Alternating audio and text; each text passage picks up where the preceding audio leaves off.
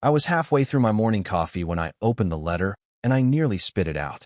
It wasn't a bill or a tax notice, it was worse.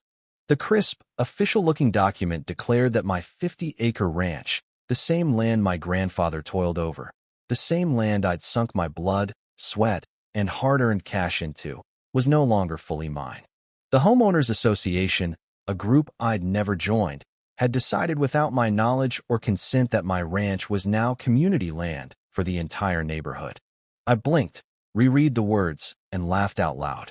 But the laughter died when I reached the part that said, effective immediately, all fences, barriers, or private property signage must be removed per HOA guidelines. My coffee mug hit the floor, shattering into pieces. A hot, seething rage coiled in my chest. These people were serious. They were trying to steal my land. An hour later, I stood at my front gate as a beige sedan with a garish HOA logo rolled up my driveway like it owned the place. Out stepped Helen Warner, a middle-aged woman stuffed into a blazer 2 sizes too small, clutching a clipboard.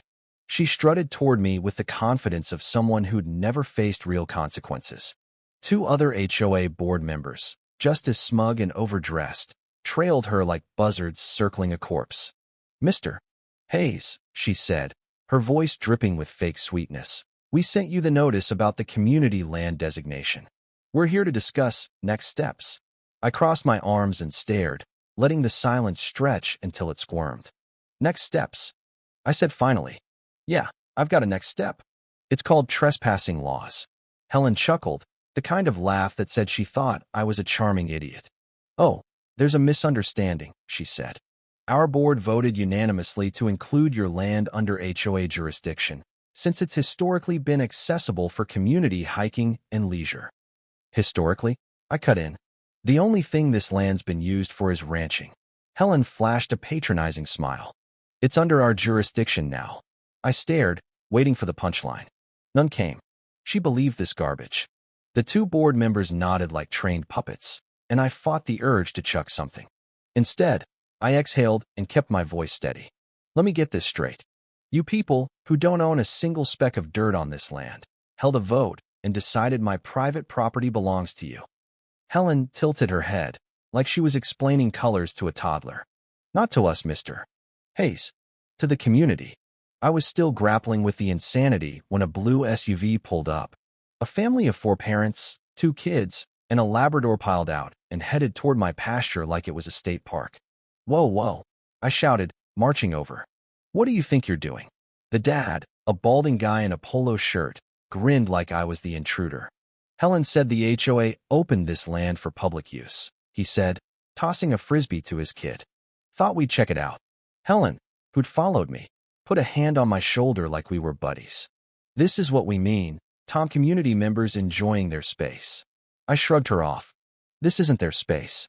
It's my land." The wife looked confused. "But the HOA said—" "I don't care what the HOA said." I snapped. "Get off my property." The husband frowned. "No need to be rude, pal." I was about to suggest where he could stick his frisbee when another car pulled up.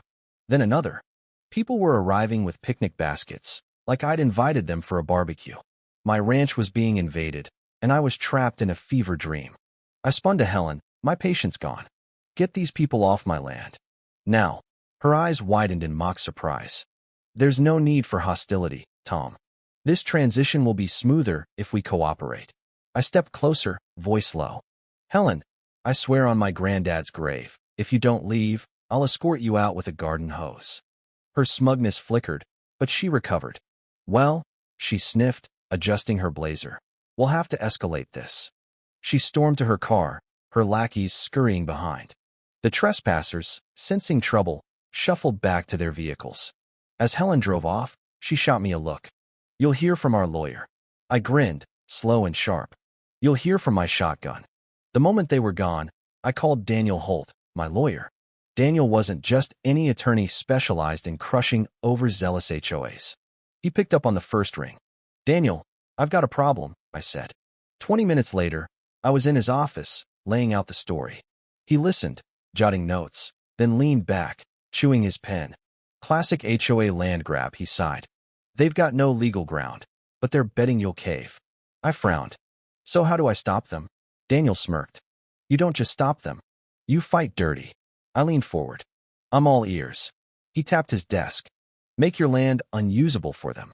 Fences, signs, security systems, the works. I've got fences, I muttered. Not enough, apparently. Daniel's grin turned wicked. Electrify them. Legally, of course. It was crazy, extreme, and I loved it. The next morning, I was at the county records office, digging through documents.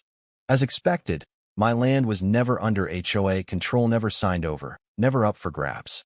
But Helen had filed papers claiming an annexation of my property, citing some vague community development clause. It was nonsense, but nonsense that could ruin me if I didn't fight back. That afternoon, I strode into the HOA's office, a cramped room tacked onto the community clubhouse. Helen sat behind a desk, shuffling papers, smug as ever. She barely looked up. Tom, she purred, here to discuss compliance? I slapped a folder on her desk. Nope. I'm here to bill you. She raised an eyebrow and opened it. Inside were documents proving my land was never under HOA control. Since they claimed it as theirs, I argued they owed me 20 years of unpaid HOA dues for managing my property. $200,000. Helen's face went ghostly. This is absurd. No, I said. What's absurd is you thinking you could steal my land. Either pay up, or we'll see you in court, where a judge will tear your fake annexation apart. Her lips tightened. The board won't agree to this. Then make them, I said. Oh, and I'm making some changes to my property. I walked out before she could argue. By sunset, I'd ordered enough fencing to fortify a prison. The next morning, I got to work. I reinforced my fences with industrial wiring, installed motion sensors, floodlights, and cameras. The crown jewel? Electric fencing, not lethal, just enough zap to send a message. By noon, neighbors were whispering at the edges of my property, some amused, others uneasy. Helen was livid. She stormed to my gate, flanked by her board members, clipboard in hand. This violates HOA regulations, she hissed. Funny, I said, leaning against the fence. I don't recall agreeing to any. She flipped through her papers. Electric fences are dangerous. So is trespassing, I shot back. Since you're so keen on claiming my land, I made it community-friendly. Her eyes flicked to the LED sign I directed. Warning, trespassers will be zapped. You're out of control, she spat. Nah, I said. I'm just getting started. That weekend, the HOA tested me in the dumbest way possible. They organized a community picnic on my land. Dozens of people set up chairs, blankets, and grills in my pasture. Kids flew kites, dogs chased frisbees, and someone even put up a volleyball net. My ranch was a public park overnight. I watched from my porch, sipping a beer, waiting. It didn't take long. A jogger, headphones in, ran into the fence crackle and stumbled back with a yelp. Some kids kicked a soccer ball into the wire, and one got zapped trying to grab it, running to his parents in tears. Chaos erupted, screams, confusion, glorious. Helen pushed through the crowd, red-faced. This is illegal, she shrieked. Nope, I called back. County approved, non-lethal. Just a reminder to stay off private property. You're a menace, she spat. No, I corrected. I'm a landowner. Something you don't get. The next day, an HOA cease and desist letter demanded I remove the fences. I sent it to Daniel, who laughed. They think they can bully you? He drafted a counter-demand. If the HOA claimed my land, they owed for its upkeep fencing, security, insurance, back taxes. The total was so high they'd need to triple homeowner fees to cover it. Helen's response was a desperate emergency HOA meeting. I wasn't invited, but word spread. Homeowners were furious about the proposed fee hikes, all because Helen overreached. A petition circulated to oust her. 2 days later, she was at my gate, her confidence gone. Mr. Hayes, she said, voice tight, the board's reconsidering. We'll discuss a resolution. I grinned. I'm listening. She swallowed. Remove the fences, and we'll drop all claims on your land. I took a slow sip of coffee. Tempting, but I like my fences. And I love watching you squirm. Her face hardened. This is extortion. No, I said, it's justice. You tried to steal my land. You lost. Now you'll do what I say. She stared, jaw clenched, then nodded. Fine. The board will vote to remove your land from the HOA. Good start, I said. And you're covering my legal fees. Her nostrils flared, but she nodded stiffly and walked away. I knew Helen wouldn't quit easily. People like her scheme and claw for control. So I stayed ready, more cameras, stronger fences, Daniel on speed dial. But things got quiet. Too quiet. Then I noticed oddities. Men in suits whispering with HOA board members, neighbors avoiding my gaze in town. The HOA was in crisis. Homeowners revolted over the fee hikes, and the petition to remove Helen gained steam. At the next HOA meeting, I showed up. Normally, I'd rather eat dirt than attend their cultish gatherings, but this was about Helen's fate.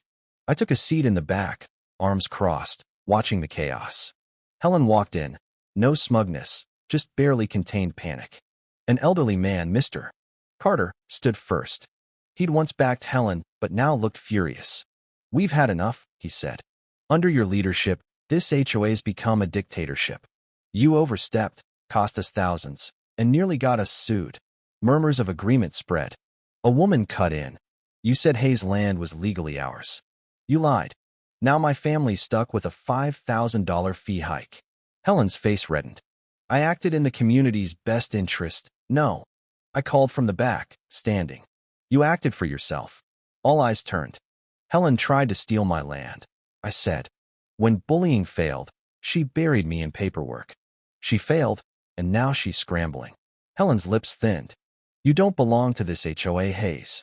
"Oh, but I do," I smirked. "You forced my land into your jurisdiction, so I get a vote." Shock rippled through the room. Helen's own power grab had given me a say in her removal. The vote was a landslide. Helen was out. The next day, a moving truck pulled up to her house. I watched from my porch as she barked at the movers, her power, influence, and status gone. She was leaving, and I felt a twinge of pity. Almost. That evening, HOA board members showed up at my door, nervous. A young guy, Ryan, spoke. "With Helen gone, we need a new president." I cut him off. "If you're asking what I think, the answer's hell no." Ryan raised his hands. "Hear us out. The HOA's a mess. We need someone strong, who won't let power corrupt them." I crossed my arms. "Not interested." A woman in her 50s stepped forward. "Tom, if you take over, you could dissolve the HOA." I paused. "Say that again." "You could dismantle it," she said. "No fees, no rules, just homeowners managing their own land." I thought it over. Running an HOA sounded miserable, but ending it? That had promise. "Fine," I said. "One condition, no complaints when I burn your rulebook." A week later, the HOA was dissolved by unanimous vote. No more fines for tall grass. No paint color rules, no tyranny. To celebrate, I threw the biggest barbecue the neighborhood had ever seen. Brisket smoked, beers flowed, and people looked genuinely happy. Daniel showed up, grabbing ribs. "You did it," he said. "You killed an HOA." I smirked. "Told you I'd fight dirty." He laughed. "What now?" I glanced at my fences, standing tall. "Oh, I'll think of something." I raised my beer, the sun sinking low. My land was mine again. No HOA, no bureaucrat, no one would take it. I'd won.